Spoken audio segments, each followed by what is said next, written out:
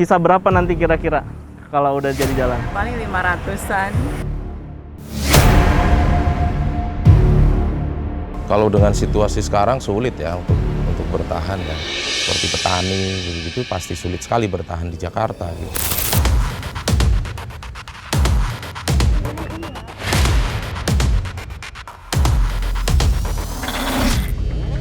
Dapat sekilonya cuma 15.000. Sekilo 15.000. Oh.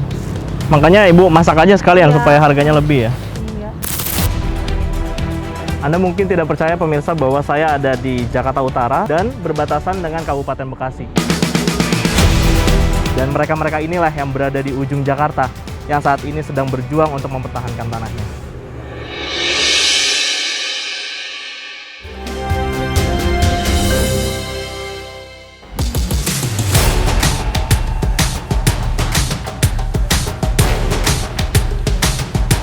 Sukar dipercaya, Jakarta sebagai kota metropolitan ternyata masih memiliki lahan persawahan.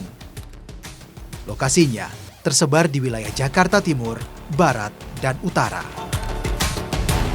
Menurut data dari Dinas Ketahanan Pangan, Kelautan, dan Pertanian, Provinsi DKI Jakarta tahun 2020, ada sekitar 414 hektar lahan sawah di ibu kota.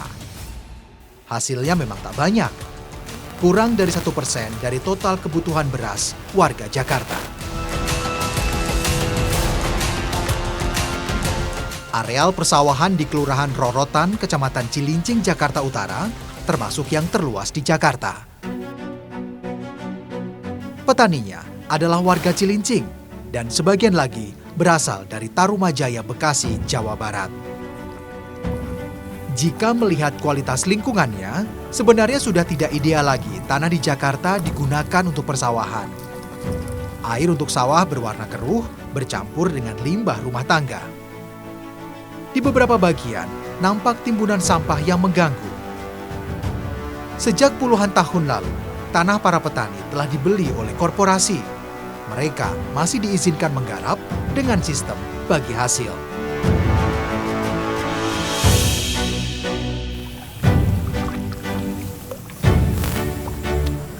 Rasanya seperti bukan di Jakarta, padahal wilayah ini merupakan bagian dari tepian-tepian Jakarta yang berbatasan dengan provinsi lain. Justru ketimpangan di wilayah-wilayah seperti inilah yang lebih terasa terjadi kepada masyarakat yang tinggal di dalamnya. Sebelumnya, masyarakat bertani di lahan garapan dengan membayar 1 sampai 2 juta rupiah untuk satu kali panen. Kini, setelah status tanah berpindah menjadi milik Pemprov DKI Jakarta, warga tidak perlu lagi membayar untuk menggarap lahan. Sayangnya, rencana alih fungsi lahan untuk jalan perbatasan sewaktu-waktu bisa menghilangkan sumber penghasilan warga itu. Katanya sih jangan digusur ini sawah. Mana naik lagi. Mana? Supaya bisa nabung ya, punya Iya. tabungan dari sini. Mas Sena sudah lama menggantungkan hidupnya menjadi petani. Sekali panen, ia bisa mendapatkan sekitar 2 ton gabah. Setengahnya untuk dikonsumsi, sementara setengahnya lagi untuk dijual. Tak terbayangkan jika sawah yang digarapnya ikut beralih fungsi. Mas Sena pastinya akan kehilangan penghasilan. Kira-kira sawah ibu bakal kena nggak sih? Nah, Kena. Ibu sudah tahu itu? itu udah ada patoknya tuh, udah ketahuan.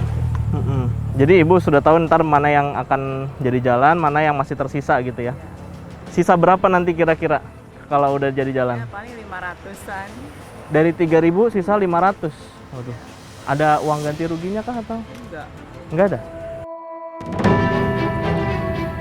Meski sudah memasuki bulan Ramadan, Mas Sena dan petani lainnya tetap menggarap lahan. Tak ada istilah istirahat. Mau bagaimana lagi, tanpa hasil panen, dari mana mereka bisa makan?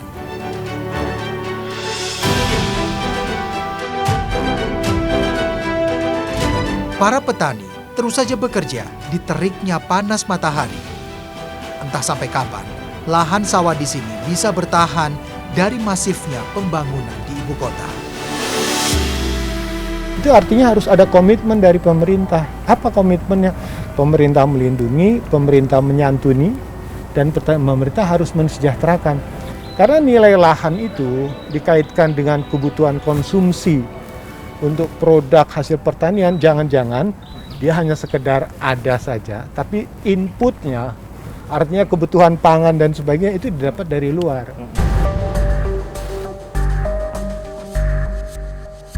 Ternyata banyak juga warga Rorotan yang mencari keong tutut di lahan sawah bekas panen. Mereka mencari keong tutut untuk dijual atau sekedar dijadikan lauk makan. Rasa daging keong tutut yang gurih dan kaya protein tentunya cukup bernilai ekonomis. Kalau ini keong jenis apa sih, Bu? Keong mas. Keong emas ya. Oh. Kalau yang disebut-sebut keong racun itu ini bukan sih, Bu? Yang kalau dimasak bisa jadi Beracun. makanan, bisa jadi beracun gitu. Oh iya, Bener ya? iya. Bisa kalau yang susah nggak bisa ngolahnya bisa beracun. Pernah ada kejadian? Pernah Keracunan? mabok itu kayak puyang-puyang aja.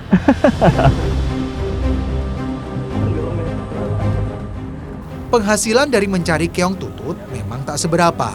Itu pun tidak setiap waktu bisa dilakukan. Namun, bagi Siti Aminah, kegiatan mencari keong tutut sangat bermanfaat karena bisa menambah uang belanjanya. Kepikiran untuk masak keong tuh karena apa?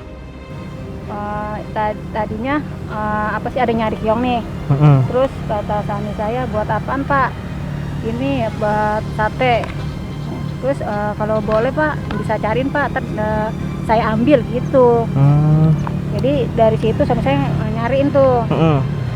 Kumpulin, abis itu yang kali maunya bersih dah ya. Terus saya bawa ke sana, cuma dapat sekilonya cuma 15.000. Sekilo 15.000. Makanya Ibu masak aja sekalian Ya. supaya harganya lebih ya. Jumlah keong tutut yang didapat Siti perharinya tak menentu. Apalagi orang yang mencarinya kini semakin banyak. Bagaimanapun, Siti merasa Isi bersyukur berapa satu? masih ada rezeki yang bisa diperolehnya. Keong ini sebenarnya dua sisi mata uang ya, karena satu sisi dia menjadi hama bagi para petani yang menanam padi, kemudian di sisi yang lain dia merupakan mata pencarian bagi mereka yang menambah penghasilan bagi keluarganya. Dan warga akhirnya tidak hanya mencari tapi juga memasak untuk bisa menambah nilai jual dari keong ini. Semoga nanti laku semuanya.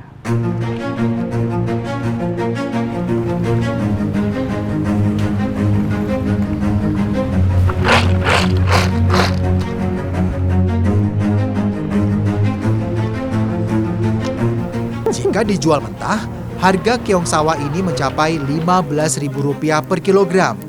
Namun, bila dijual setelah dimasak, harganya bisa mencapai Rp50.000.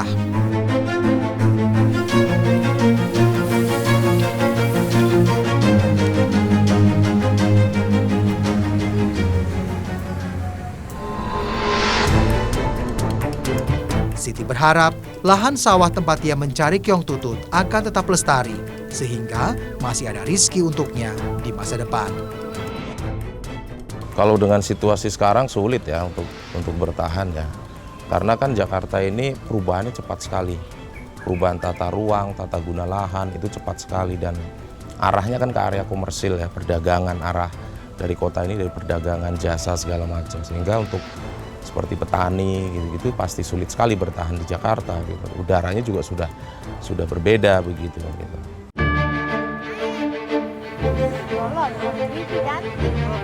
Datangnya bulan suci Ramadan membawa keberkahan tersendiri bagi petani bunga pihong di Rorotan. Ini banyak.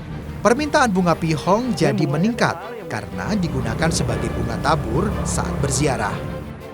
Harga sekantong bunga pihong biasanya hanya Rp10.000–15.000 saja.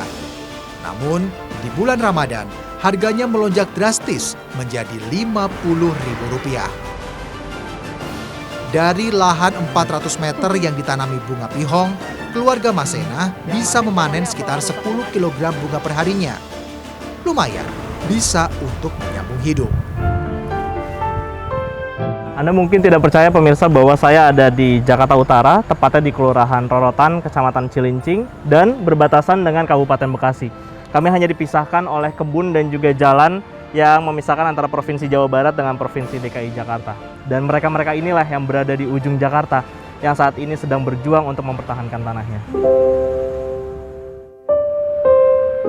Eka, anak dari Masena, masih bersekolah. Meski begitu, ia rajin bekerja di kebun dan di sawah. Sementara, sebagian besar pemuda lainnya enggan menggarap tanah karena tidak menjanjikan. Mereka lebih memilih untuk kerja kantoran, bersaing dengan jutaan kaum penganggur lainnya. Kira-kira banyak nggak sih anak-anak di sini yang mencapai cita-citanya gitu, entah jadi tentara, polisi, ataupun cita-cita lain gitu? Kalau soal itu kayaknya kurang sih ya, kurang yakin. Cuma kalau dari diri Eka sendiri, kenapa nggak yakin gitu kan? Rata-rata karena apa mereka tidak mencapai cita-citanya? Karena mungkin ekonominya sekarang juga lagi berkurang. Jadi kayaknya nggak mungkin gitu.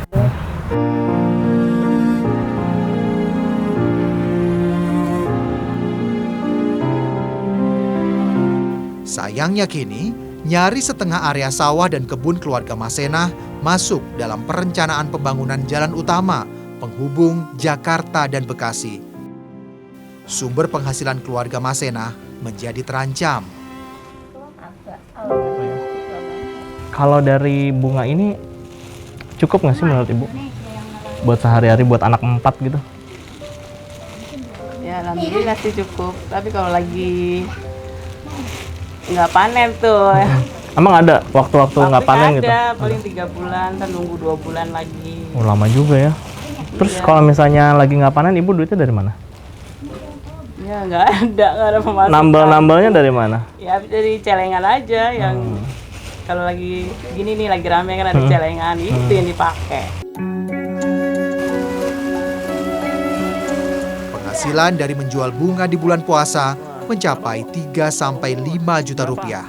Ditambah dengan hasil panen sawah 2 kali setahun.